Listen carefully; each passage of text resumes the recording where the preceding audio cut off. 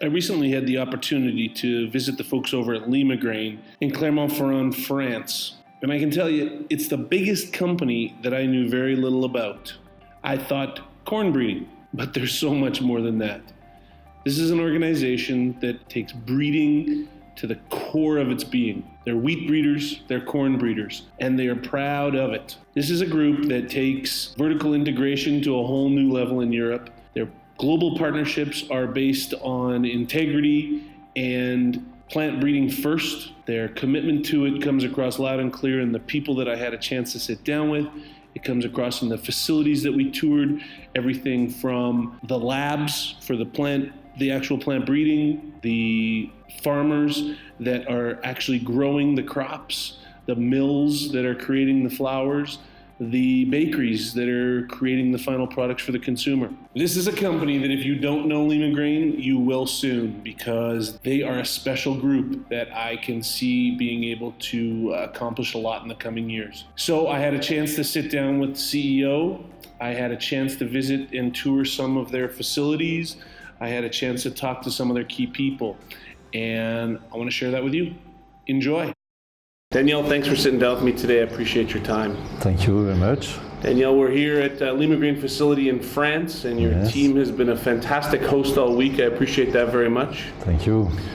Your organization has been busy globally and domestically with a number of partnerships that have been formed in the last 12, 18 months. We saw H.M. Klaus partnering with the University of Florida down in the States. And today, a very significant announcement in Canada. You have partnering with Cantera Seeds. Congratulations on that partnership. Thank you. Can you tell me a little bit about that partnership and why these partnerships are so important as you expand globally? So as you know, Limagrain is a cooperative group. That means that our mother company is a cooperative with 2,000 farmers located in this region, in the center of France. And we are a small cooperative, and if we consider the size of the cooperative, and to be able to develop an international organization and to be competitor in the seeds business today, we need to be international. So to develop this international organization, we consider that one way for us to be present in the different areas where we can develop the seeds business, we need to develop partnerships.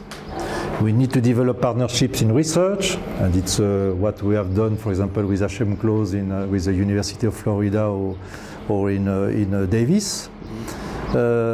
We need to develop partnership also in the production of seeds, and we have a lot of other cooperative or other organization in relationship with Limagrain to help us to produce the best seeds all over the world.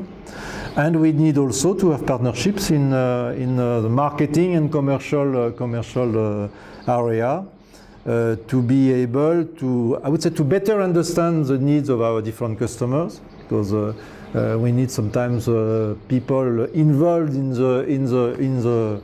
the country and have a better understanding of the specificity of the country. And the agreements that we have now with Cantera, we know Cantera, have been in relationship with Cantera for a long time. We know that they are farmers in their organization. They are the owner of Cantera are farmers. So we have the feeling that we share the same values, and that we will be able, little by little, to develop a strong partnership between us and to be able to be a strong actor, a strong player on the wheat market in Canada, which is one of the biggest markets in the world. I think Canada is probably the number 3 in the world if we consider the production of wheat. So it's an important country for us, but it was difficult for us to be present in such a country without a partner, and for us Cantera is the best partner we can have to develop our business. Daniel, what do you think that's going to mean for producers in Canada, for farmers? I think the objective in the long run is to improve the yield. Canada has of course a specificity. It's more a spring activity than a winter activity, as you know. But we are totally convinced that if we increase the research effort, and not only Limagrain, the global private player who will do probably the same things than Limagrain is doing, we will increase the yield of wheat in Canada, and we will improve the competitivity of the farmers in Canada. And at the end, it's our objective to be able to help our farmers in Canada, to be more competitive at the worldwide level. I think I can safely say that in my learning of Limagrain, of being here in France, the scope and the capabilities of the organization are far beyond what I understood to be true. There's over 100 research facilities around the world in 66 countries around the globe. This is a global company already, and with I think considerable plans of continuing to expand. Yeah. Can you talk a little bit? I'm sure there's some hurdles that you come across in a plan with that kind of scope to it. Can you talk a little bit about some of those hurdles and how you plan to get over those? The objective of Limagrain is to be international, because we consider that to be competitive against our main competitors, and you know them, to be competitive, we need to master a diversity of genetic resources. And to master this diversity, we need to be present in the different markets where we can, and in the long run, develop our seeds. The question for us, when we have today 110 breeding stations, is how we connect the different breeding stations, and to be sure that if we have, for example,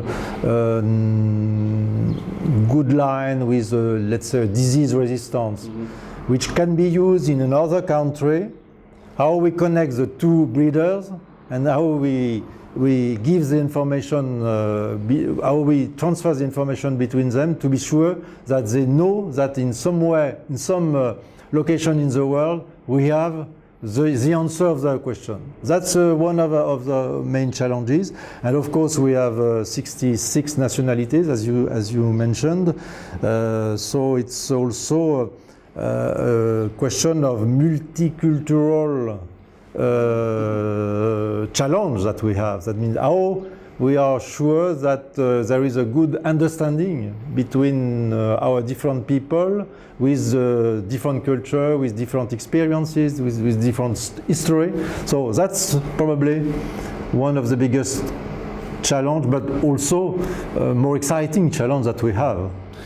And so to tackle those problems, is it a systematic approach? It's one of the things I've picked up here is that the culture here at Limagrain is one of inclusion, not of exclusion. Does that sound right? Yeah, what we try to develop inside the group is an organization. We have what we call 14 business units, and for me the main specificity of a business unit is to be connected with the market, to understand the expectation of our customers. And I would say the ambition of Limagrain is then to have a global management, to give our people the tools to have the best or the right answer to the local questions that they have to face. Right. And I think that with our model, which is a decentralized model, with our transversal organization, information, communication, IT system, we are in the situation to answer correctly the different questions our people have to face in the different areas in the world. I think in previous conversations I've heard you mention that one of your key pieces that you're always thinking about is volatility and measuring against risk. Can you talk to us a little bit about that and how that plays into this global approach? So for us, the volatility of of the prices in agriculture is a big issue.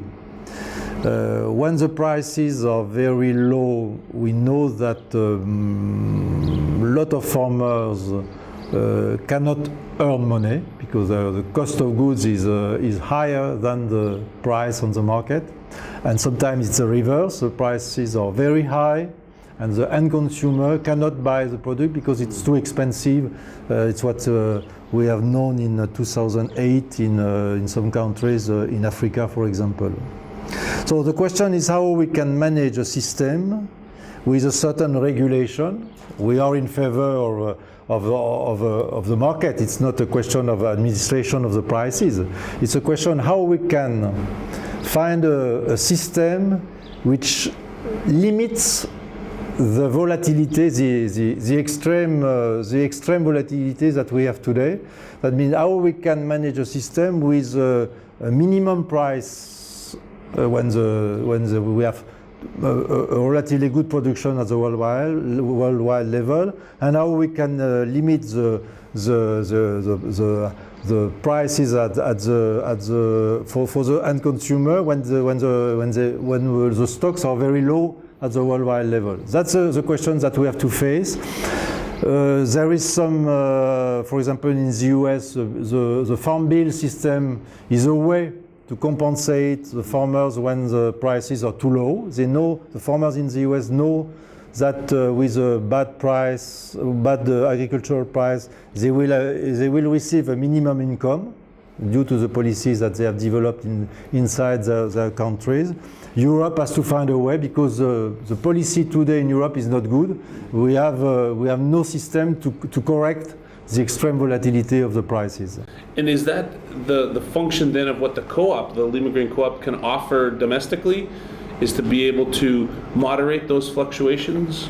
I think we can probably manage a system with a certain tunnel, limiting the volatility, and probably we'll have also to manage the stock. When we have too much production, we can probably increase the stocks. When we have not enough products on the market, we can sell the stocks, and I think it's not impossible to imagine a system. Right. And then the last question I'll ask, Daniel, is kind of going back to the Canada situation with Cantera. Can you share a little bit of some more of the specific details of how that program is going to roll out in the coming months? Because I understand there's a new name of a new joint venture based out of Saskatoon. Can you tell us a little bit about that? So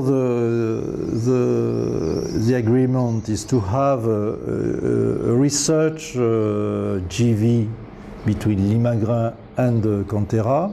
Limagrain will have 70% of the equity of this breeding organization, and Cantera 30%. Limagrain will help Cantera to develop varieties adapted to the market. So it's our ambition is to put on the market in the long run the best varieties adapted to the needs of the farmers. And in the same time, Limagrain will have 30% of Cantera. That's our agreement, just to help also Cantera to develop and to experiment the new varieties on the market. So it's I think good balance that we have found between us. We will be the driver, I would say, in research. Cantera will be the driver in the distribution of the seeds. But I think globally, I think it's a very good agreement that we have found between us. So if there was one thing that we could tell the seed industry in Canada about Limagrain, a fairly new concept for them, what would be the one thing that you would want the Canadian seed industry to know about Limagrain? I think for me the major characteristic of Limagrain is the fact that we are a long-term oriented organization. Our shareholders are farmers. That means that I can say that the business of Limagrain is a farmer-to-farmer activity, farmer-to-farmer business. And I'm sure that the farmers in Canada can be very confident on the fact that Limagrain will develop a long-term strategy in Canada, that we will try to understand what are the expectations of the farmers in Canada. We will take enough time to understand their needs and to develop, we hope, a good spirit between us, and I would say our objective is that the farmers in Canada, our customers, will be very, very proud, I would say, to work with Limagrain. Nice. Daniel, again, I appreciate your time a lot for sitting down with me today. Thank you very much. Thank you.